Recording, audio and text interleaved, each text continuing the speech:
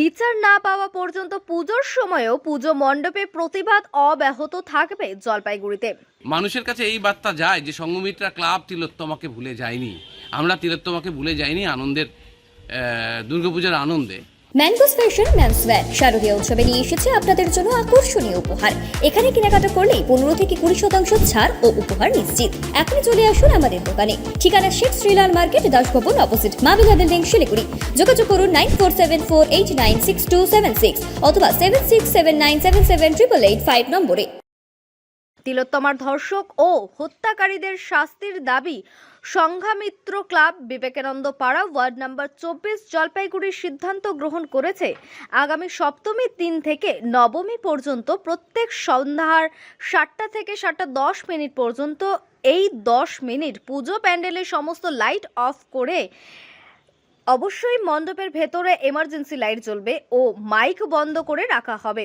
এই 10 মিনিট পাড়ার সবাই, বিশেষ করে মা বোনেরা, পুজো প্যান্ডেলের সামনে মোমবাতি হাতে নিয়ে তিলোত্তমাকে স্মরণ করার অনুরোধ করা হচ্ছে। ক্লাবের তরফে সাধারণ মানুষদেরও এই প্রতিবাদে সামিল হবার অনুরোধ করেছেন যাতে আরজিকর কাণ্ডে দ্রুত বিচার পাওয়া যায়। এই বিষয়ে পুজো কমিটির উপদেষ্টা আমলান মুন্সি বলেন, পুজোর থিম আমাদের প্রাকৃতিক বিষয়কে সামনে রেখেই হয়েছে, কিন্তু আমাদের কাছে এখনো একটি দুঃসংবাদ রয়েছে।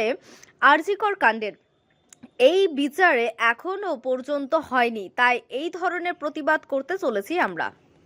তেমন আড়ম্বর করছেন না, থিমও কি রেখেছেন আর কিভাবে আপনারা প্রতিবাদ জানাবেন? দেখুন, আমাদের 63তম বছরে আমরা আমাদের যে থিম রেখেছি সেটা হচ্ছে মৌচাক। একটা স্নিগ্ধ প্রাকৃতিক পরিবেশে মৌচাক তুলে ধরা হবে এবং মৌমাছিদের আমাদের প্রকৃতিতে একটা বিশেষ গুরুত্বপূর্ণ জায়গা আছে, সেটাও তুলে ধরা হচ্ছে আমাদের পুজো মণ্ডপে। যেটা ট্র্যাডিশনাল কাজকর্ম সেগুলোও চলবে, ভোগ প্রসাদ বিতরণ, দুস্থদের মধ্যে বস্ত্রদান বিতরণ, সেগুলোও হবে।